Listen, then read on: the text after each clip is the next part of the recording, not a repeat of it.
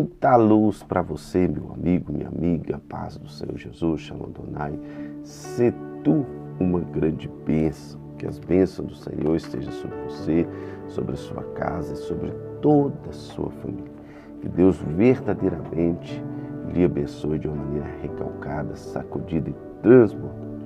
Estamos aqui em mais um momento da leitura, da meditação da palavra, da Escritura de Deus. Nós vamos ler hoje livro de Mateus, capítulo 13, Levítico 17, 18 e Provérbios 28. Que Deus possa falar contigo, que Deus possa te transformar em nome de Jesus. Tenha uma ótima noite e que Deus lhe abençoe de maneira grandiosa. Vamos lá? Fazer a leitura da Escritura, da palavra do nosso Senhor Jesus. Diz assim: naquele mesmo dia, Jesus saiu de casa e assentou-se à beira-mar. Reuniu-se ao seu redor uma multidão tão grande que por isso ele entrou num barco e assentou-se ao povo reunido na praia. Jesus falou muitas coisas por parábola, dizendo: o semeador saiu a semear. Enquanto lançava a semente, parte dela caiu à beira do caminho. E as aves vieram e a comeram.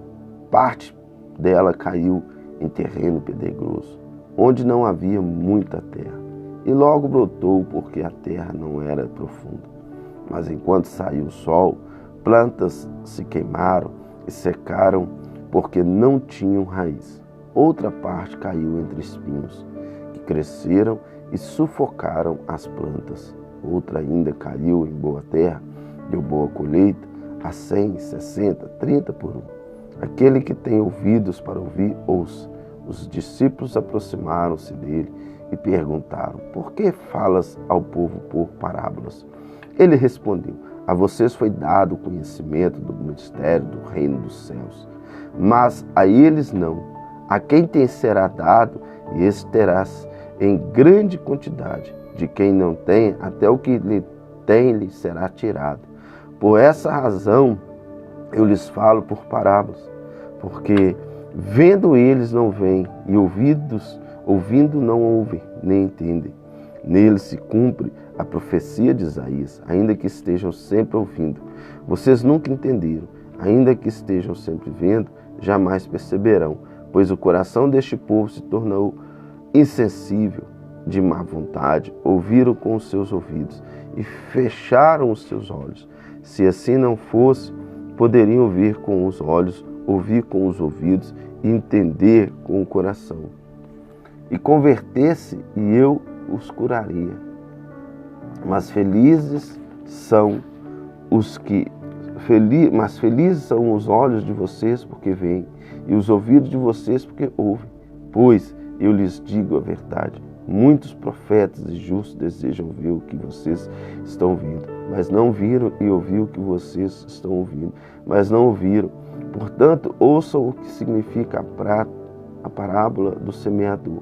E quando alguém ouve a mensagem do reino, não entende, e o maligno vem arrancar o que foi semeado em seu coração. Esse é o caso da semente que caiu à beira do caminho. Quando a semente que caiu em terreno pedregoso, esse é o caso daquele que ouve a parábola, logo recebe com alegria.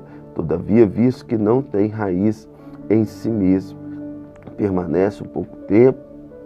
Quando surge alguma tribulação ou perseguição por causa da palavra, logo abandona. Quanto à semente que caiu entre os espinhos, esse é o caso daquele que ouve a palavra, mas preocupação desta vida e o engano das riquezas e sufocam, tornando-a infrutífera. E quando a semente que caiu em boa terra, esse é o caso daquele que ouve a palavra e entende e dá uma colheita de 100, 60 e 30 por um. Parábola do joio. Jesus lhe contou outra parábola, dizendo: o reino dos céus é como um homem que semeou boa semente em seu campo. Mas enquanto todos dormiam, veio o seu inimigo e semeou o joio no meio do trigo, e se foi. Quando o trigo brotou, formou espigas, e o joio também apareceu. Os servos do dono do campo dirigiram-se a ele e disseram: o Senhor não semeou boa semente em seu campo. Então de onde veio o joio? Um inimigo fez isso, respondeu ele. E o servo lhe perguntou: o Senhor quer que o tiremos? E ele respondeu: não, porque ao tirar o joio você poderiam arrancar com ele o trigo. Deixe que cresçam juntos até a colheita. Então direi aos encarregados da colheita: junte primeiro o joio e amarram em feixes para ser queimado. Depois junte o trigo e guardem-no no meu celeiro. A parábola do grão mostarda e do fermento. E contou-lhe outra parábola: o reino dos céus é como um grão de mostarda que o homem plantou em seu campo. Embora seja o menor dentre as sementes, quando cresce, torna-se uma das maiores plantas e atinge a altura de uma árvore, de modo que as aves do céu vêm fazer os seus ninhos em seus ramos.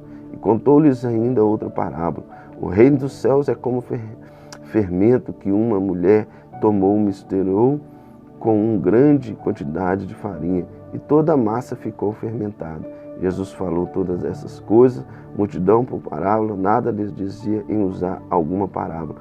Cumprindo-se assim o que foi dito pelo profeta: abrirei minha boca em parábola, proclamei coisas ocultas desde a criação do mundo.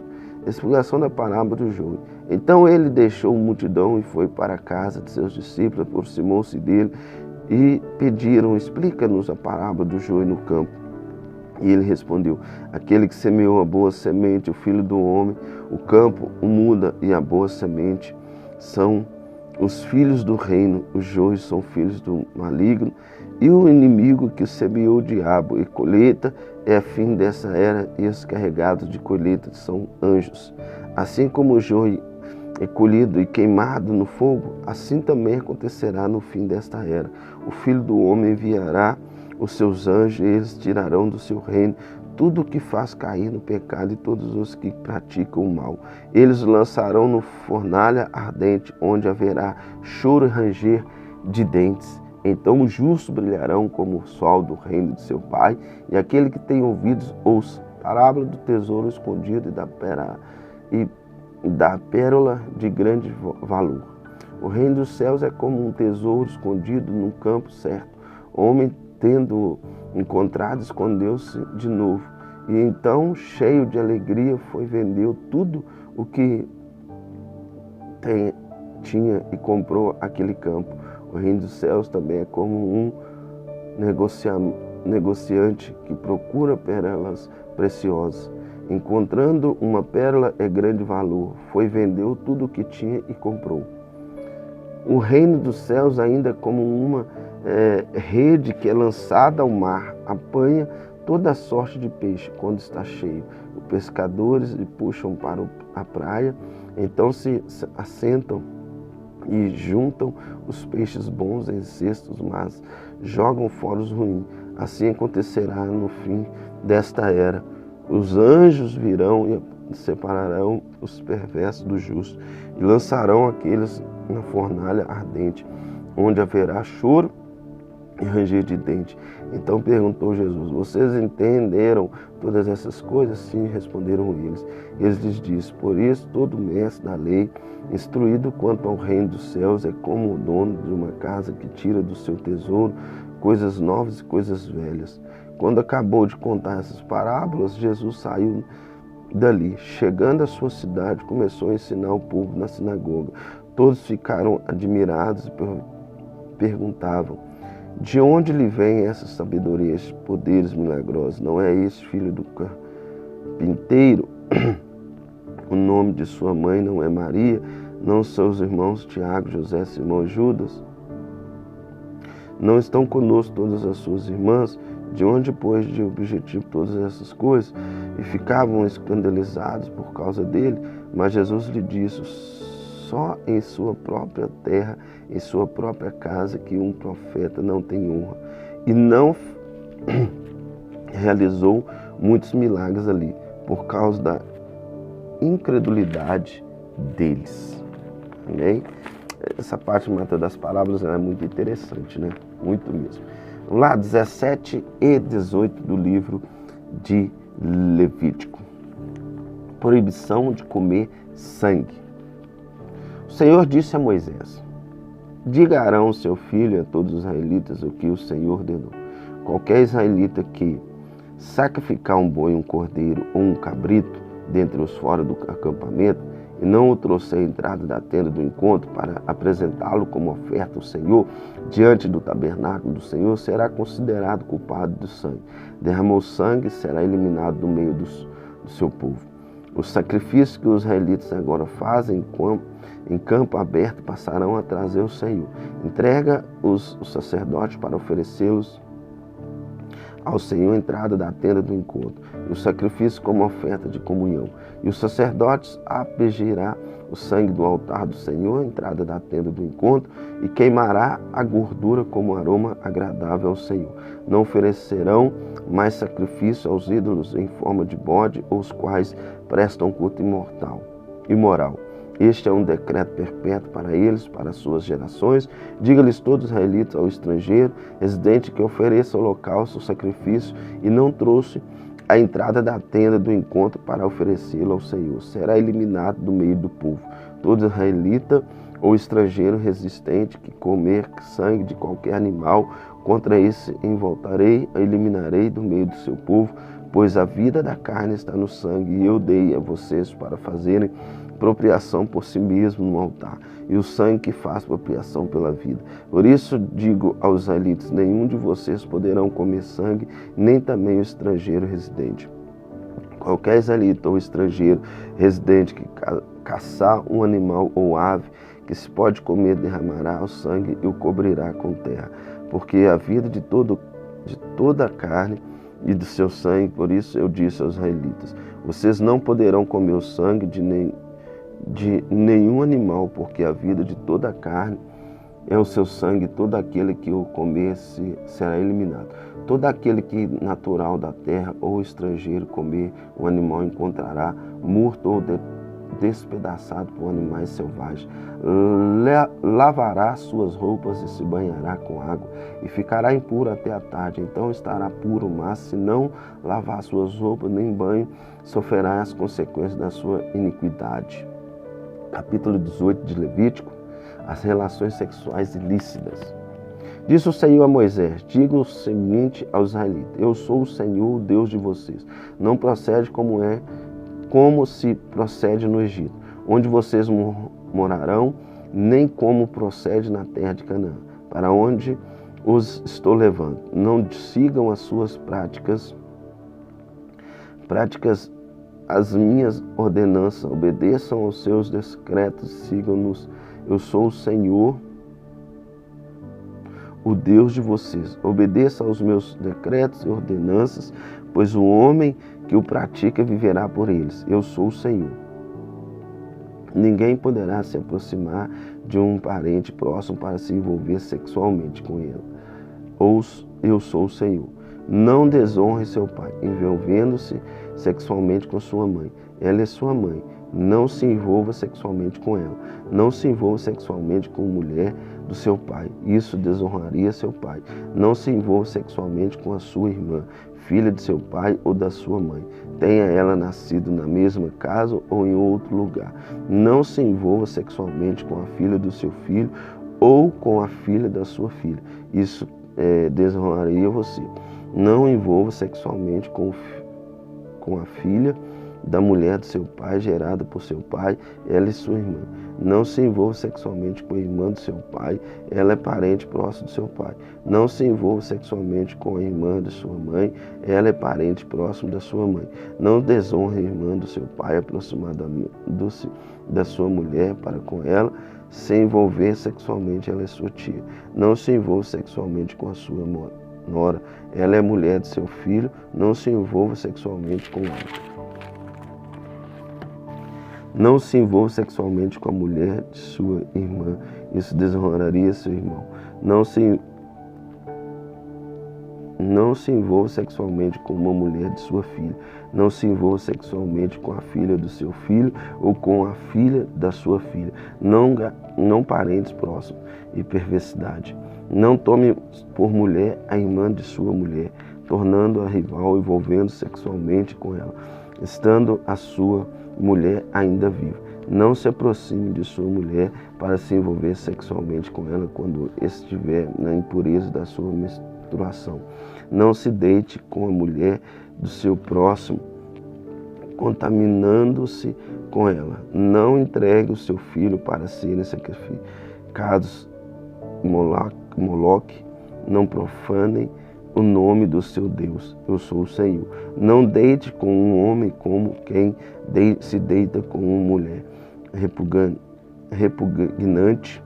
Não se tem relações sexuais com o animal, contaminando-se com ele. Mulher nenhuma se porá diante de um animal para juntar-se com ele, e depravação. Não se contaminem com nenhum dessas coisas, porque assim se contaminarem as nações que vou expulsar da presença de vocês. Até a terra ficou contaminada, e eu castigarei a sua iniquidade, e a terra vomitou os seus habitantes. Mas vocês obedecerão aos meus decretos e às minhas leis. Nem o natural da terra, nem o estrangeiro residente entre vocês farão nenhuma dessas abominações, pois todas essas abominações foram praticadas pelos habitaram essa terra antes de vocês, por isso a terra ficou contaminada. E se vocês contaminarem a terra, ela vomitará como vomitou os povos que ali estão antes de vocês. Todo aquele que fizer alguma dessas abominações, aquilo que proceder, será eliminado do meio do seu povo. Obedeçam aos meus preceitos e não pratiquem os contaminem repugnantes praticados antes de vocês, nem contaminem com eles o seu Senhor, o Deus de vocês. Amém? Então, temos que tomar cuidado com essas coisas, né, meu irmão? Ficar livre disso aí em nome de Jesus. Fazer isso, aquilo que é certo. Vamos lá, Provérbios 28. Impunho foge, embora ninguém o persiga, mas os justos são corajosos como o leão. Os pecados de uma nação fazem mudar sempre os seus governantes. As ordens se mantêm como um líder sábio e sensato. O pobre que se torna poderoso e oprime os pobres é como tempestade súbita que destrói toda a plantação. Os que abandonam a lei elogiam os ímpios, mas os que obedecem à lei lutam contra eles. Os homens maus não entendem a justiça, mas os que buscam o Senhor entendem plenamente. Melhor o pobre íntegro em sua conduta do que o rico perverso em seus caminhos.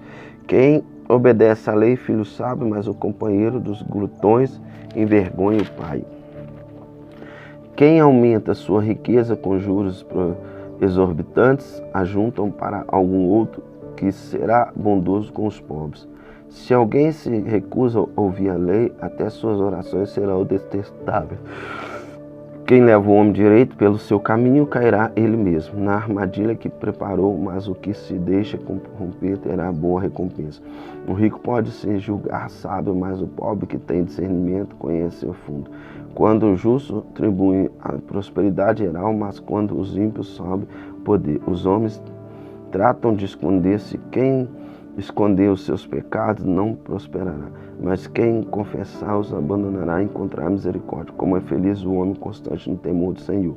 Mas quem endurece o coração cairá na desgraça, como um leão que ruge um urso feroz. O ímpio que governa um povo necessitado. O governante sem discernimento aumenta as opressões, mas o que odeia o ganho desonesto, prolongação em seu governo. O assassino atormentado pela culpa será fugitivo até a morte, que ninguém o protege. Quem procede com integridade verá seguro, mas quem procede com perversidade, de repente cairá. Quem leva sua terra terá comida com fartura, mas quem persegue fantasias os fará miséria.